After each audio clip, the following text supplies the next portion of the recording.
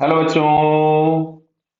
यहां दिया गया है a disk of circumference s is at rest at a point A on horizontal surface when a constant horizontal force F begins to act at the center between A and B.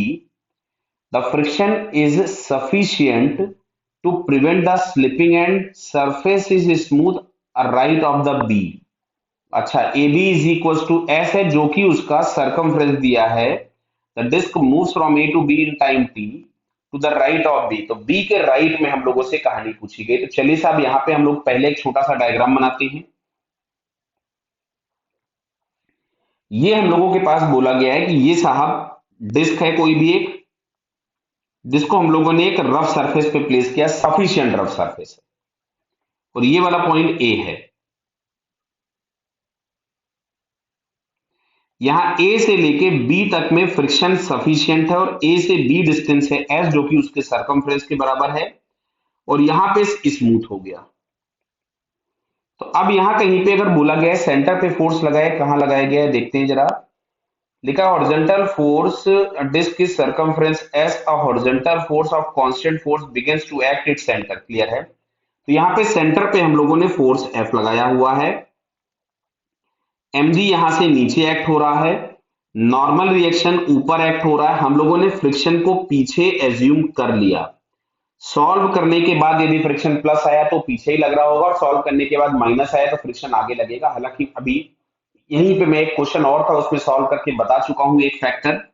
यहाँ पे M R into are, अगर ये moment of inertia से बड़ा होता है तो frictional force, जहां पे आर होगा फोर्स का point of application from the centre. Clear है। तो अगर ये बड़ा होगा मोमेंट ऑफ इनर्शिया से तो फ्रिक्शन लगता है फोर्स की डायरेक्शन में। अगर ये लेस देन होता है मोमेंट ऑफ इनर्शिया से तो फ्रिक्शन लगता है अपोजिट डायरेक्शन में, और अगर ये इक्वल टू होता है मोमेंट ऑफ इनर्शिया के तो फ्रिक्शन की वैल्यू जीरो हो जाती है। क्या होती है? जीरो। तो यहाँ पे अगर हम देखें तो फोर्स लग रहा है सेंटर से, तो स्मॉल आर जीरो है। स्मॉल अगर जीरो है तो जो फ्रिक्शन लगना होगा, मतलब स्मॉल आर जीरो, तो ये वाला फैक्टर जीरो हो गया, तो फ्रिक्शन लगेगा अप्लाइड फोर्स के अपोजिट। मतलब जो डायरेक्शन हमने ली है फिर वो करेक्ट है, लेकिन मैं आपको फिर भी सॉल्व करके दिखाता हूँ। देखिए, यहां से इक्वेशन के नाम पे हम लोगों ने लिखा तो F minus F S is equals to M A. ये आ गया फर्स्ट इक्वेशन। सेंटर के अबाउट टॉर्क देखेंगे तो mg का, नॉर्मल का, f का, सबका टॉर्क जीरो हो गया। टॉर्क केवल मिलेगा फ्रिक्शन का। तो यहां से हमने सेकंड इक्वेशन लिखा एफ एस इंटू आर बराबर आई इंटू अल्फा। आई था M R square by two, pure rolling हो रही है ए से बी तो अल्फा बराबर ए बाई आर। तो F S is equals to आ गया एम ए बाई टू। यहाँ पे हम लोगों ने इसको पुट कर दिया, M A by two is equals to M into A. तो 3ma/2 बराबर f, तो a इज इक्वल्स टू मिलेगा 2f/3m। और यहां पे अगर मैं a की वैल्यू पुट कर दूं तो m/2 into A and this is 2f/3m। तो यहां सॉल्व करके हम लोगों को जो f आ रहा है दैट इज f/3, और ये प्लस आया। प्लस आया मतलब फ्रिक्शन का जो डायरेक्शन हमने प्रेडिक्ट किया था वो सही है। जरा ऑप्शन पढ़ते हैं हम लोग। बराबर है। अच्छा, ए आ गया तो इसमें एंगुलर एक्सेलरेशन का भी काम है, निकालते हैं। इसमें लिखा है angular acceleration of the disc will disappear and the linear acceleration remains unchanged after B बोला है। क्लियर है। राइट ऑफ द बी, गलत बात है भाई ये। क्यों? जैसे ये बी के बाद जाएगा तो बी के बाद जाएगा तो इन्होंने बोला हुआ एंगुलर एक्सेलरेशन डिसअपीयर हो जाएगा, वो बात तो सही है क्योंकि टॉर्क देने वाला फोर्स खत्म हो गया। यहाँ पे एफ लगेगा, नीचे mg होगा, और ऊपर की तरफ में नॉर्मल लग रहा होगा। क्लियर। तो एंगुलर एक्सेलरेशन तो डिसअपीयर हो गया, लेकिन लीनियर एक्सेलरेशन अनचेंज लिख दिया, ये गलत हो गया। क्यों? यहाँ पे फोर्सेस चेंज हो रहे हैं तो लीनियर एक्सेलरेशन तो चेंज होगा। Linear acceleration of disc will increases, बिल्कुल सही बात है। क्यों? क्योंकि जो यहाँ बैकवर्ड डायरेक्शन में फ्रिक्शन लग रहा था वो गायब हो जाएगा, तो लीनियर एक्सेलरेशन तो इंक्रीज हो जाएगा। सेकंड ऑप्शन करेक्ट हो गया। The disc will make one rotation in time t/2। अच्छा, बी के बाद। तो पहले अगर हम देखें तो यहाँ पे एंगुलर एक्सेलरेशन की अगर हम लोग बात करें अल्फा की, तो अल्फा इज इक्वल्स टू लिखोगे ए बाई आर, मतलब 2f/3m r। क्लियर है। इनिशियल एंगुलर वेलोसिटी जीरो दी थी।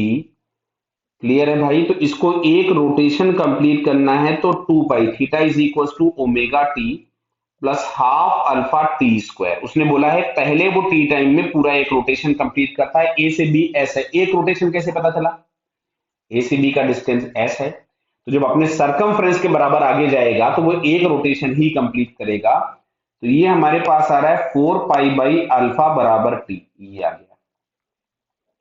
अच्छा, इसके बाद जो इसका ओमेगा हो जाएगा वो omega naught plus alpha T, यानी जब तक ये बी पे पहुंचेगा तब तक इतनी एंगुलर वेलोसिटी इसमें आ चुकी होगी, और यहाँ पे टी की जगह हम कैपिटल टी पुट करें क्योंकि हमसे बोला गया था वन रोटेशन। अच्छा, बी के बाद, तो बी के बाद एक रोटेशन घूमना है, मतलब 2 पाई बराबर लिखोगे सिंपल ओमेगा टी, क्योंकि अल्फा की वैल्यू 0 हो चुकी है, तो 2 पाई और ओमेगा बराबर हमारे पास था alpha T into alpha T, T की जगह था कैपिटल टी। ध्यान देना बेटा, इसमें हो सकता है कुछ मैनिपुलेशन आपको करने पड़े, और यहाँ पे जो टाइम लग रहा है वो अब टी है, तो यहां से ये आ जाएगा आपके पास 2 पाई बाई इंटू टी।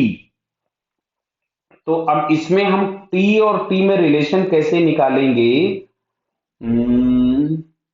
तो देखो यहां से, जैसे ये 2 पाई दिया था, 2 पाई बराबर दिया था alpha T square by to, हम इसको ऊपर यहां प्लेस कर देते हैं, तो 1/अल्फा टी तो इधर हो गया, 2 पाई की जगह आ जाएगा alpha T square by to, तो देखो बन गया यहां से, ये आ गया आपके पास t/2। तो जो अभी जो एक सर्कल कंप्लीट करना है बी के बाद, उसमें टाइम लग रहा है t/2। तो जरा ऑप्शन पढ़ते हैं।